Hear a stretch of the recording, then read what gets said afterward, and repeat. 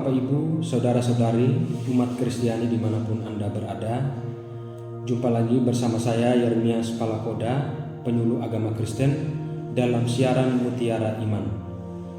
Kita akan mendengarkan kebenaran firman Tuhan, namun sebelum itu mari kita berdoa.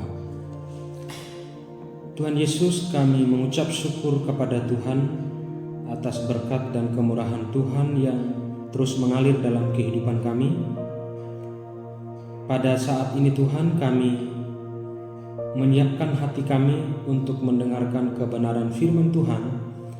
Kiranya Roh Kudus-Mu menguasai setiap hati kami, pikiran kami, sehingga firman yang kami dengar bersama boleh kami mengerti dan bahkan kami boleh melakukannya dalam kehidupan kami. Kami siapkan hati kami, di dalam nama Tuhan Yesus kami berdoa. Amin. Bapak, Ibu, dan Saudara yang terkasih di dalam Tuhan, bacaan kita pada hari ini terdapat di dalam Matius pasalnya yang ke-14, ayatnya yang ke-14 sampai dengan ayatnya yang ke-21. Saya akan membacakannya untuk kita semua. Yesus memberi makan 5.000 orang. Ketika Yesus mendarat, Ia melihat orang banyak yang besar jumlahnya, maka tergeraklah hatinya oleh belas kasihan kepada mereka, dan Ia menyembuhkan mereka yang sakit. Menjelang malam, murid-muridnya datang kepadanya dan berkata, "Tempat ini sunyi dan hari sudah mulai malam. Suruhlah orang banyak itu pergi supaya mereka dapat membeli makan di desa-desa." Tetapi Yesus berkata kepada mereka, "Tidak perlu mereka pergi. Kamu harus memberi mereka makan." Jawab mereka, "Yang ada pada kami di sini hanya 5 roti dan 2 ikan." Yesus berkata, "Bawalah kemari kepadaku." Lalu disuruhnyalah orang banyak itu duduk di tempat rumput. Dan setelah diambilnya 5 roti dan 2 ikan itu, Yesus menengadah ke langit dan mengucap berkat. Lalu memecah-mecahkan roti itu dan memberikannya kepada murid-muridnya. Lalu murid-muridnya membagi-bagikannya kepada orang banyak. Dan mereka semuanya makan sampai kenyang. Kemudian orang mengumpulkan potongan-potongan roti yang sisa 12 bakul penuh. Yang ikut makan kira-kira 5.000 laki-laki dan tidak termasuk perempuan dan anak-anak. Bapak, Ibu, dan Saudara-saudari yang dikasihi Tuhan, dalam bacaan kita ini saya mengambil tema yaitu Allah kita dahsyat atau Allah kita luar biasa. Sebagai orang Kristen, sebagai orang percaya Tuhan, setiap kita punya alasan dalam mengekspresikan rasa kagum kita kepada Tuhan. Setiap kita punya alasan dalam mengungkapkan rasa takjub kita kepada Tuhan. Mungkin di saat kita melihat keindahan alam, kita berkata, "Wah, Tuhanku dahsyat." Atau ketika kita disembuhkan dari sebuah penyakit, kita berkata, "Tuhanku luar biasa." Setiap orang punya alasan dalam menyatakan rasa takjubnya kepada Tuhan. Rasa takjub atau kagum adalah suatu ekspresi dengan rasa memuji, tercengang, dan takjub. Dalam teks ini, apa alasan kita sehingga kita berkata, "Allahku dahsyat"? Apa alasan kita sehingga kita kagum kepada Tuhan dan berkata, "Tuhan kita dahsyat"? Alasan yang pertama adalah belas kasih-Nya tak tertandingi. Jadi alasan yang pertama, kita takjub kepada Tuhan. Kita berkata, "Tuhanku dahsyat," karena belas kasih-Nya tidak tertandingi. Di dalam ayat 14 dikatakan, "Maka tergeraklah hatinya oleh belas kasihan kepada mereka, dan Ia menyembuhkan mereka yang sakit."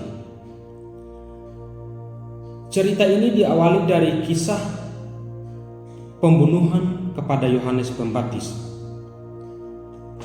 Yesus mendengar sebuah berita yang sangat tragis, berita yang sangat menyedihkan yaitu Yohanes Pembaptis dibunuh secara tidak manusiawi.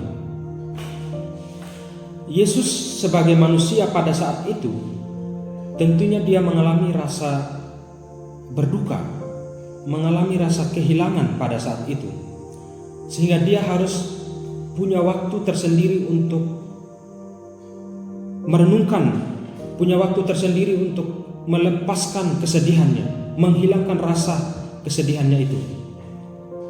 Tetapi dikatakan ketika dia melihat orang banyak, dia tergeraklah hatinya oleh belas kasihan. Jadi dalam kesedihan, belas kasihnya tetap dilakukan. Dalam situasi yang sulit yang dia alami, dalam situasi kehilangan, dalam situasi yang pahit bagi Yesus, dia tetap menyatakan belas kasihnya kepada orang banyak. Jadi belas kasih Yesus tidak tertandingi. Dalam Markus juga mencatat bahwa murid-murid pada saat itu mengasingkan diri untuk istirahat ke tempat yang sunyi. Karena apa? Karena sebelumnya mereka sangat sibuk, sangat capek, kelelahan karena melayani. Dan itu sebenarnya situasi yang sulit bagi Yesus pada saat itu. Tetapi dalam situasi sulit yang dia hadapi, dia tetap berbelas kasih. Belas kasihnya tidak tertandingi. Belas kasihnya dinyatakan meskipun dia mengalami situasi sulit, mengalami kehilangan pada saat itu. Tetapi dia tetap punya belas kasih yang luar biasa. Berbelas kasih artinya di sini turut merasakan, ikut serta atau mengambil bagian dalam perasaan orang lain. Dan itu yang dilakukan oleh Yesus pada saat itu. Jadi kita punya alasan untuk berkata bahwa Tuhan kita dahsyat, Tuhan kita luar biasa. Karena apa? Karena kasihnya tak tertandingi. Ya, kasihnya tidak ada bandingnya. Jadi itu yang pertama. Bapak, Ibu dan Saudara yang dikasihi Tuhan, apa alasan kita sehingga kita berkata Tuhanku dahsyat? Alasan yang kedua adalah karena kuasanya tidak terbatas. Di ayat yang ke-17 dan 19 di situ diceritakan bagaimana Yesus melakukan mujizat yang sangat besar. Bahannya adalah hanya 5 roti dan 2 ikan. Pada saat itu murid-murid bingung bagaimana cara memberi makan 5.000 orang. Pada saat itu murid-murid bingung bagaimana cara memberi makan kepada sekian banyak orang. Tetapi apa yang terjadi Bapak Ibu? Yesus menyatakan mujizatnya. Yesus menyatakan kuasanya yang tak terbatas itu dengan melipat gandakan 5 roti dan 2 ikan. Bukankah ini peristiwa yang menakjubkan bagi kita? Bukankah ini peristiwa yang sangat luar biasa yang dilakukan oleh Tuhan Yesus? 5 roti dan 2 ikan adalah suatu mujizat yang sangat besar, mujizat yang sangat luar biasa, dan peristiwa ini sangat terkenal. Yesus menyatakan mujizat yang luar biasa tentunya karena dia punya kuasa yang tak terbatas. Jadi kita sebagai anak Tuhan harus mengakui bahwa Allah kita berkuasa, Allah kita dahsyat, dan Allah kita punya otoritas yang luar biasa. Di dalam Yesus selalu ada mujizat. Jadi kita punya alasan untuk tetap kuat dan berkata Allah kita dahsyat, karena dia punya kuasa yang tak terbatas untuk melepaskan kita dari suatu masalah atau suatu peristiwa yang berat bagi kita. Yesus selalu menyediakan jalan bagi kita yang berharap kepada Tuhan.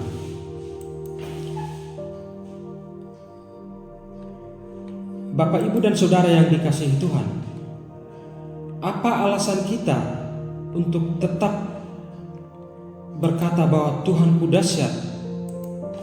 Apa alasan kita dan tetap berkata bahwa Allah kita luar biasa? Yang pertama, karena belas kasihnya tak tertandingi. Yang kedua, karena kuasanya tak terbatas.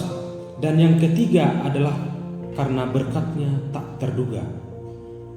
Di ayat yang ke-20 dikatakan, dan mereka semuanya makan sampai kenyang. Kemudian orang banyak mengumpulkan potongan-potongan roti yang sisa 12 bakul penuh. Ya, dalam teks ini berbicara tentang bagaimana Yesus melakukan mujizat yang besar, dan tidak hanya sampai di situ, ada berkat yang tidak terduga di baliknya.